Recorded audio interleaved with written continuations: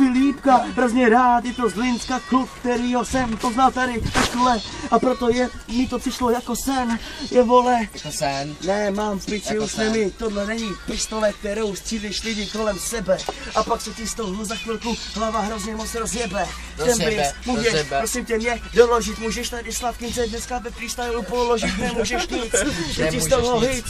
A proto vím, že tady dneska je z plných plejcí, když to nahráváš, budeš to mít napsaný. Já to vymešnu z hlavy, takže pochcaný, tvý rýmy nejsou vůbec žádný spliny. A proto vím, že tenhle kluk nikdy nebude rapovat bez viny. Tenhle rým, tenhle kámo, tenhle beat, proto co bys si chtěl v téhle době chtít. I když mě nikdo nic nerozumí, nepoholí si.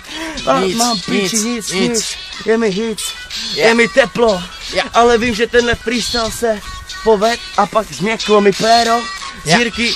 Proto vím, že nikdy jsem nechtěl nosit plínky, nikdy jsem nechtěl srát do kalhot, ani do trenek, proto jsem se hodil marot.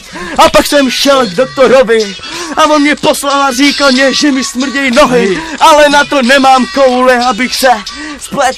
Doktora na to nemůžu dát, nemůžu se bát, nemůžu být téhle doby, protože mě nikdo ještě nezná, ale dozná a přizná svoji vinu, protože jsem vyhrál a pozná, že je to úplnej buzerant, úplnej debil, který se už prej 14 dní kámo nemil. Proto vím, že vole se mnou nehulil, ani mu nikdo péro nehulil. Byl to úplnej blázen, víš co jsem mu řekl? Že se spleta, že by si měl koupit novej bazén, protože se týden nebyl kámo. O téhle chvíli mu budu říkat jenom lamo, ty tlamo, jsi úplnej blázen, jdi do prdele, tohle je lázeň pro všechny 4, který poslouchají tyhle freestyly.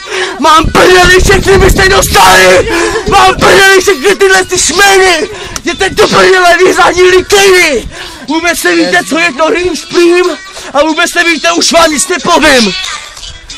Jo.